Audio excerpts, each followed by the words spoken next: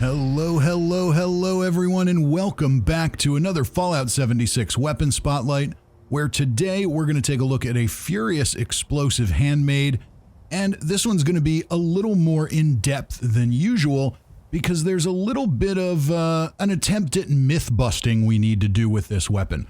Before we get too far into it, remember, if you like to see videos like this, do go ahead and subscribe, hit the like button, leave a comment. There's always a lot more to come on the channel.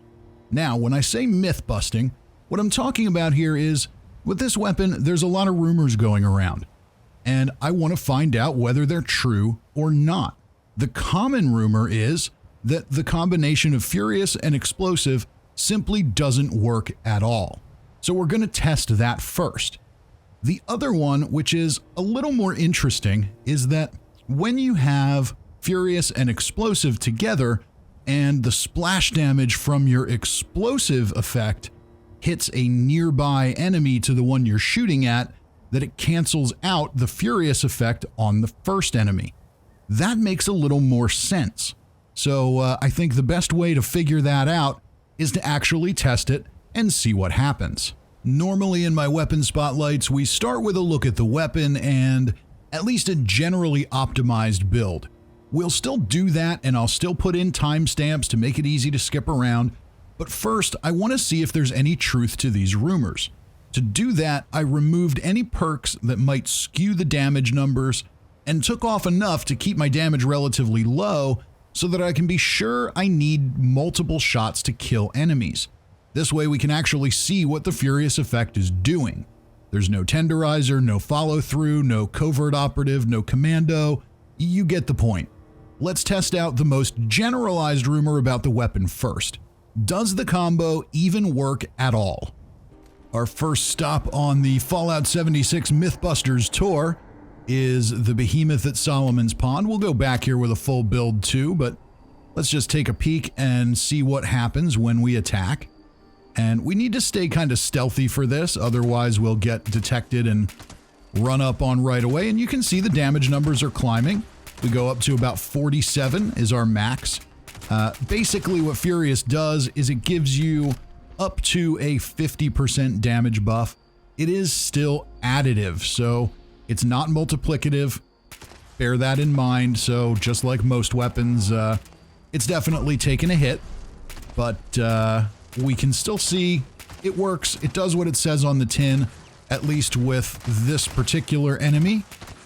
We maxed out at 47 on torso shots, we maxed out on the head, and once I shot away from it and then went back, you could see we had to reset that. That kind of makes sense. That's what it's supposed to do. So there we go. He's dead. Now let's take on a softer target in Flatwoods. We're just going to go and find ourselves a Brahmin. They don't run away. They don't really attack. They should be easy to see what happens. Just want to make sure we can line up on the torso and not the head. 54 and 14. 60 and 15. 65 and 16. So not only does the effect work, the combo works, and the ballistic damage and the explosive damage both increase with subsequent shots on the same target up to a certain maximum. So we can see here again that it definitely works. It does what it says it's supposed to do on the box. I think we can consider that most basic of rumors, that the combination itself is just plain broken, is absolutely a myth, and we've busted it. That's not true. The combination does work, at least in the most simple of circumstances. But we need to take a look at the other angle. What happens when your explosive damage hits a nearby target? Does it reset your Furious effect on the first target? That is a lot harder to see, but we're gonna try. Now I've slowed down the footage here so we can get more detail and watch the damage numbers on the Mutant Hound. We started with 66, went to 71, and we're stuck at 71. And you can see the splash damage was hitting the super mutant there. You can see his health bars down a little bit. Not much, but it does appear to have been enough to offset the effect, to stall it out so it didn't keep growing. And now this guy's on his own. Let's watch what happens to the damage numbers. 46, 49 and 10, 52 and 11, 55 and 12, 58 and 12, 59 and 12. So here we could see on his own, the effect worked fine. Now here's a pack. Let's take a closer look and see what happens. They're definitely close enough together to be affected. 38. And this is much harder to see. 38. 41. 40. 40. 40. So clearly, again, they're close together. The splash damage is happening, and it's definitely stalling out. But it does seem to let us get a little bit of extra damage on each target, just not all of it. There definitely appears to be some truth to this rumor. Let's do a little more testing. Now we're going to slow down a little more here because it's a little bit harder to see on this treasure hunter. We start at 48, 49, 51, 57, all the way up to 62. So on his own, seems to be doing fine. Now there's a Radroach in the picture. We're still at the 62s. And I think I saw a 57 in there somewhere, but we still seem to be at 62. Let's see what happens if the Radroach catches some of that area damage. Looks like we went back down into the 50s. And the Radroach is dead. What happens now? And we climb back up to 62. And now we've got some ghouls tightly packed together. We're at 48, 51. We got one step. What happens if we hit him again?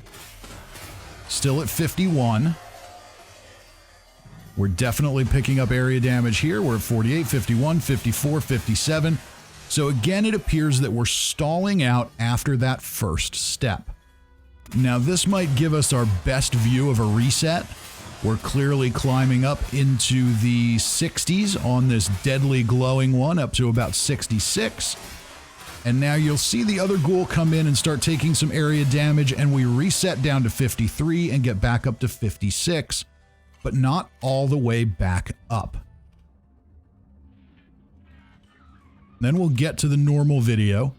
Here we've got some liberators that are close together. 63, 66, 72, 76. So they're close together, but apparently not close enough together to absorb the area damage from one another. And this is an important thing to point out. It's hard to get enemies that close together. It took a lot to hunt things down for this video.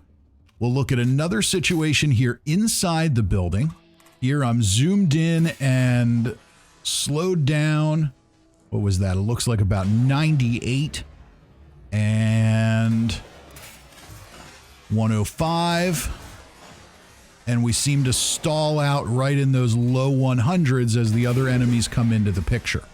So once again, we can see that the effect definitely stalls out when we have area damage on other targets. And here we'll see it again, 105.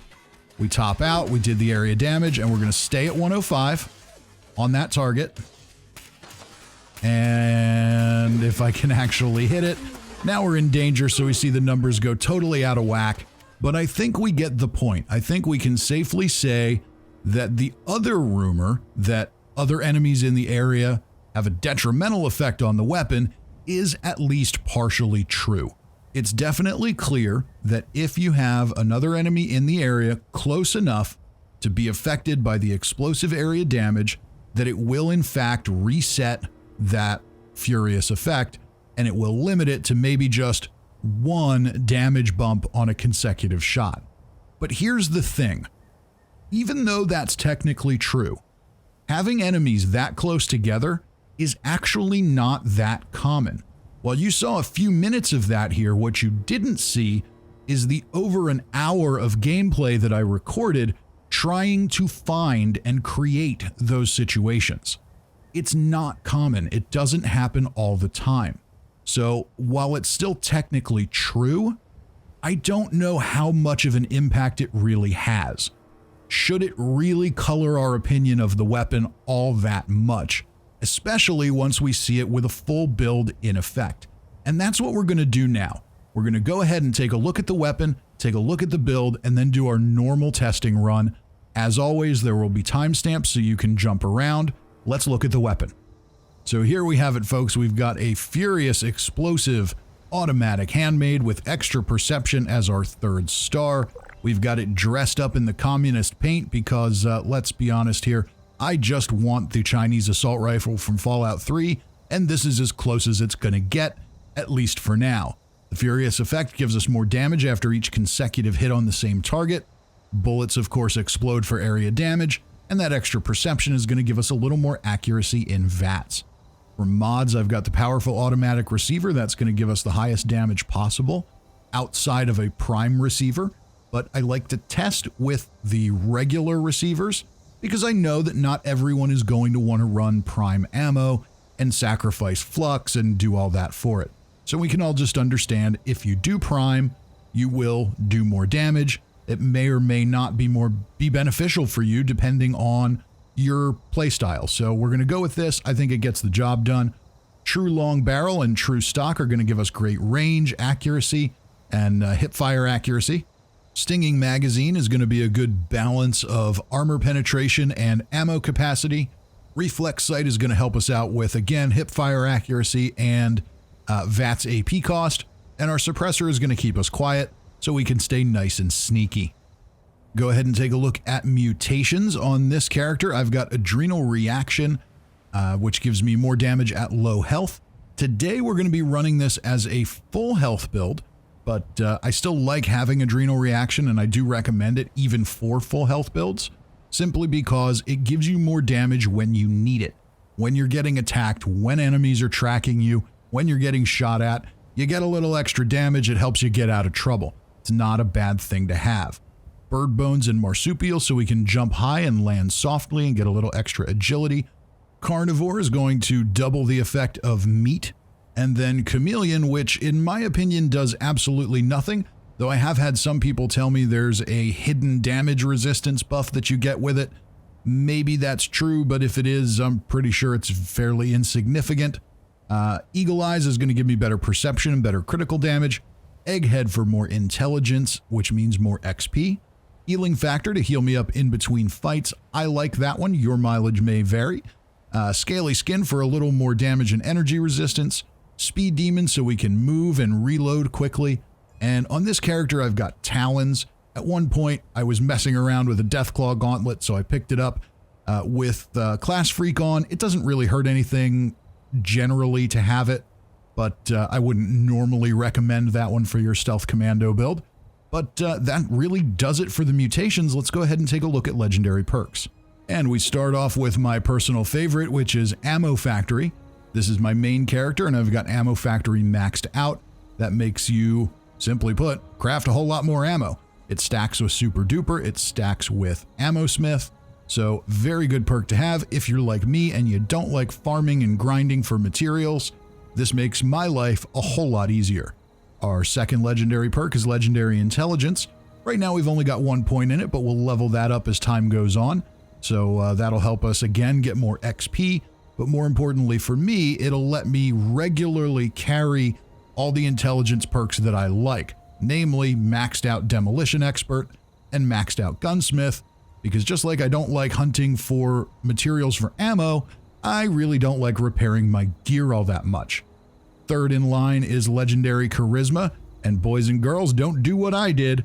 I upgraded this one right away when it first came out without realizing that that increasing Legendary Charisma does not actually let you share more perk cards, as you would be able to if you just boosted it up in your build.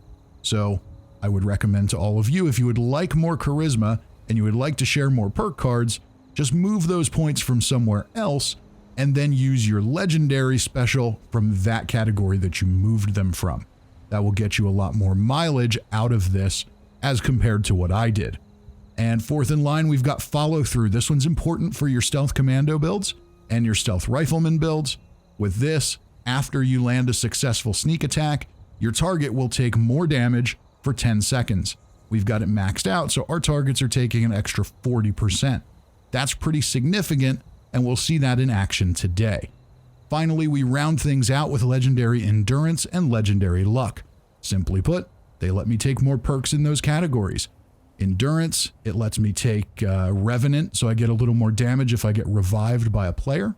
And legendary luck, I get to take more VATS critical related perks. So that's pretty effective for my build. Speaking of the build, let's go ahead and take a look at the special and regular perk cards. And we can see we start with Strength at 2, where we've got 2 points in Bandolier to cut down ballistic ammo weight.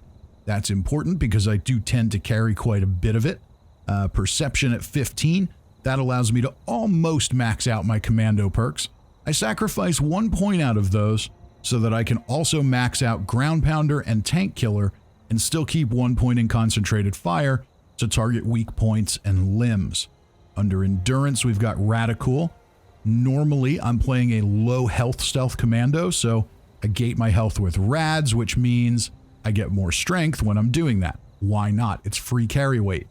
And then Revenant is, that's a pretty good one. Under normal circumstances, when I'm playing in groups and doing events, if you go down and get revived, you get a nice little damage buff. Not going to be a big factor today. Charisma's at 7. I'm going to max out Lone Wanderer because I am doing this on a private world and going solo for it, which is kind of a necessity right now because of the enemy respawn bug that's happening. I've got Tenderizer maxed out. That'll also help our targets take extra damage after we attack. Intelligence is at 10. I've got Demolition Expert and Gunsmith maxed out. In a low health build, I would normally be running Nerd Rage here, so I would sacrifice Gunsmith. But once we get that legendary perk all the way up, we'll be able to rock all of those cards at the same time. Agility's at 15. We've got Covert Operative for more sneak attack damage. Sneak at 3. We aren't running low health, so our Unyielding Armor isn't doing anything today. So we're going to rely on those perk cards to stay nice and sneaky. Escape Artist is going to get us out of trouble if we do get detected. Gun Fu will automatically swap targets and do a little damage buff. And Adrenaline will increase the damage on our enemies as we take on bigger packs. Finally, under Luck, we've got Bloody Mess for extra damage. Kind of hodgepodge of VATS-related perks. I've got Better Criticals maxed out for more critical damage. Grim Reaper's Sprint and Psychopath for more chances at VATS criticals, as well as 4-Leaf Clover. And then I've got Class Freak and Starch Gene, so I can keep my mutations and reduce their negative effects. If I were running low health, I would swap out some of those VATS perks, namely Better Criticals, for Serendipity to avoid damage at low health. But we're not running low health today, so we'll take some more VATS critical perks. Okay. Enough chit-chat, enough talking. Let's head over to the Whitespring and do this weapon test right.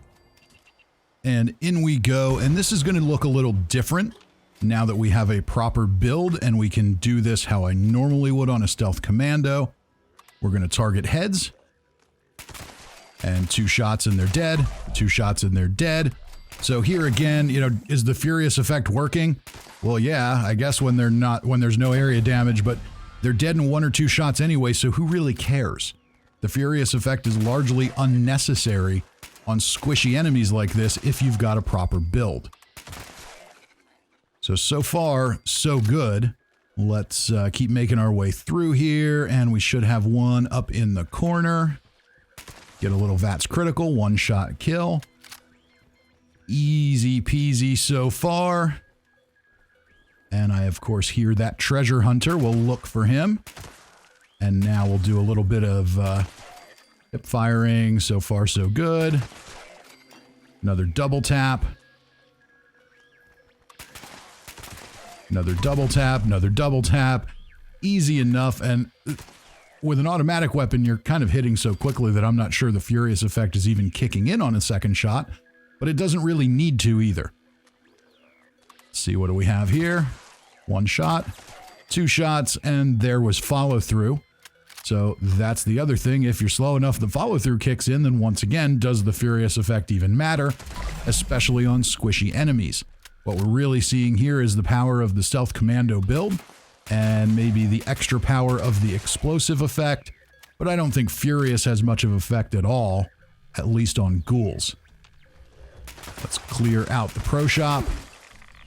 Uh-oh, we've been detected. You can die, and I hear more. Let's get ourselves out of trouble. Without the benefits of low health, unyielding armor stealth, we definitely get detected a little bit easier. But you can absolutely sneak with a full health build. Maybe if you're running Chinese stealth armor, maybe that would help you a little bit too. And here we go. And you need to die because there just aren't enough of you running around, so we've got to take advantage of that and grab that mole miner pail. Let's finish clearing this place out. And we head over into the little reading room. More double taps, easy enough. We see how this works. We all get the point. Ghouls are no match. Now we've got our glowing one where the Furious effect definitely helped us a little bit, but I don't think it was a huge factor. And it sounds like there's still something hunting for me around here. Let's head outside and see what there is to clean up out here. We cleaned up a few out here already, so I don't think there's going to be a lot. There's one and a rad stag. We might as well take off the rad stag's head. And there's his buddy.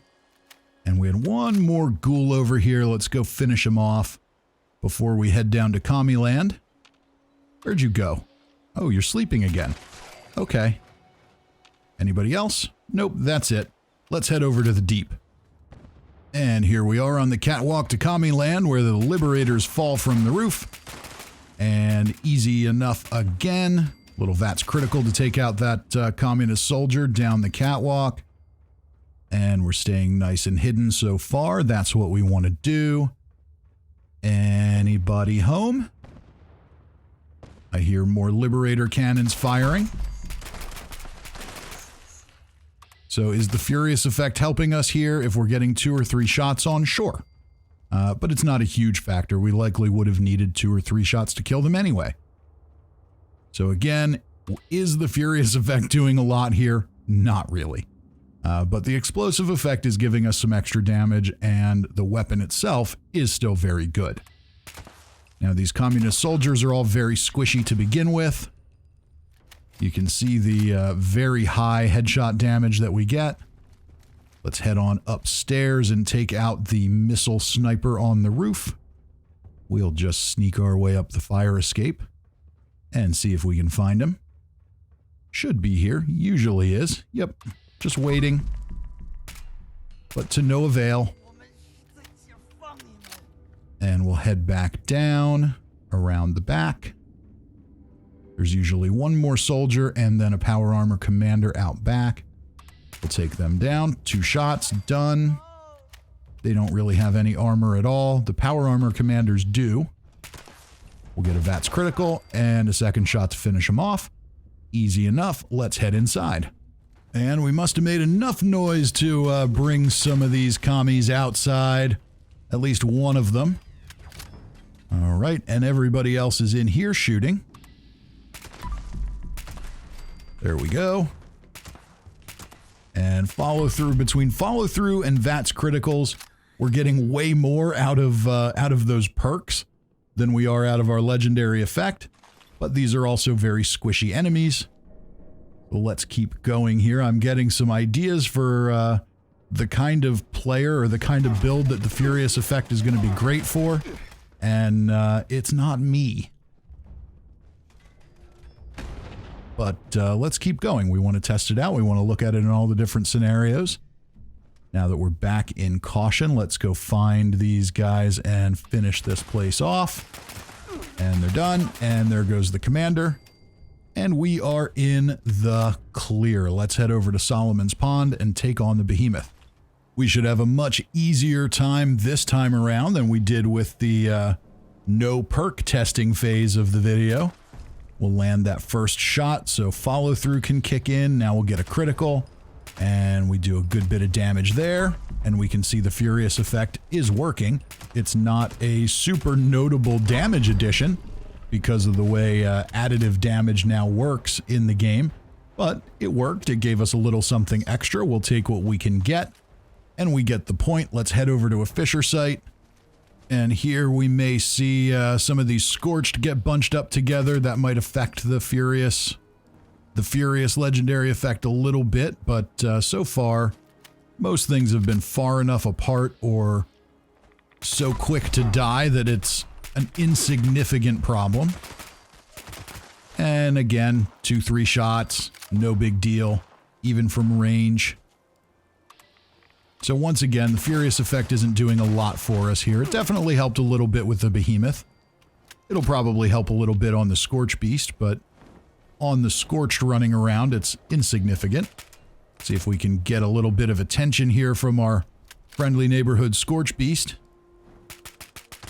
Will you land for me and make this easy, or do we have to play with you in the air for a little while?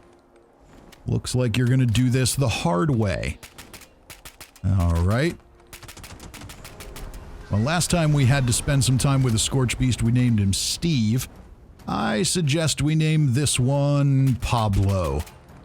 Welcome to the video, Pablo. You are here for a very specific purpose, and that purpose is to entertain viewers. We can see again the VATS critical shots kicking in, follow through is helping. Furious is probably doing a little something, but with all those other damage buffs, it's just kind of hard to tell. But overall, the weapon's performing fine. Unfortunately, Pablo doesn't seem to want to hit his mark. Oh yeah, now you want to do this. Okay, you just want to show off a little bit. I see. Well, we'll get out of the way of that and see if we can't finish this off. You don't want to land? Then we'll just have to take you out the hard way. Sorry, Pablo, but everyone's got their role to play, and this is yours. I know it's unfortunate, but, you know, life's not fair. Life's tough all over, Pablo, and it's, fortunately for you, about to end. And almost. Oh, now we've got VATS not... No, VATS registered. Okay, just a little slow. We're almost done. And I think he's dead. Yeah, he landed up the hill here. Let's just run up. He was legendary. Let's see what we got. We can't not check the legendary drop. Regenerating wood chest piece with 1 star. See, aren't you glad we looked for that? And now we're back at Huntersville. We've got some floaters to take down. Again, easy enough, but probably impossible to tell whether Furious is really doing anything for us there. I think the power of a stealth commando build is clearly more important than any legendary effect. Ah, I hear a treasure hunter. That's good. We'll take a treasure hunter. Oh, I think we have 2 treasure hunters. One up here and one up by the water tower. At least that's what it sounds like. Oh, you went down quick. And let's grab our mole miner pail. And we'll head on up to the water tower where I think we've got another one. Yep. One more. So we don't get to test on as many mutants, but that's okay. We get the point. Very quick deaths all around. Once we can target heads and have a proper build, we can see how well this weapon really works. Let's get a little closer. Body shots, and yeah, I think we had the same thing happen there. The Furious effect probably was kind of held off there by that splash damage, but didn't really matter. Yep, and we're seeing the same... I don't know. I don't know if we're seeing the same thing there or not. It's at least a little bit inconsistent, but not enough to be a problem once we've got a full build going on. All right, let's head upstairs. We've usually got 2 up here, and they're pretty far away from each other. So Furious worked there, as did Follow Through. And there we go again, working just fine. You can see it still does work with Follow Through and some of those other perk effects. It's just not that big of a contribution. And let's finish you off. And did we get the Face Eater? We got to make sure we got the Face Eater. I don't want him sneaking up on me. Yeah, there he is. All right. He's toast. We'll head on. Oh, we've got another one by the door here. All right. Well, that's easy enough. There we go. Oh, he was legendary too. Oh, there we go. There's another fabulous legendary drop that we can turn in for some script. Keep those script videos going. It's going to be interesting to see what we do after legendary crafting comes out. I'm sure we can find something entertaining. You can die, Face Eater. And just a little level 60, easy enough. And we're still in caution. There must be one more around. Yep, there he is. Okay. Gonna have to get a little closer. There he is. Really? There we go. Okay. And we're clear. Let's talk conclusions. The big question, as always, is this weapon good? Well, sure, I suppose so. It's not as bugged as a lot of people think, but it is still a little bit bugged, or maybe it's working as intended. It's hard to say, but regardless of all that, the situation where it loses its legendary effect is very specific. Enemies need to be really close together for it to be a factor, and most enemies die in a few shots anyway, at least with a reasonably optimized build, so to me, that's pretty much a non-factor. For really tanky enemies, Earl, the Scorchbeast Queen, Alpha Cryptids in Project Paradise, it'll work as intended. Those are big targets, and there aren't usually tons of enemies right underneath them to mess up the effect.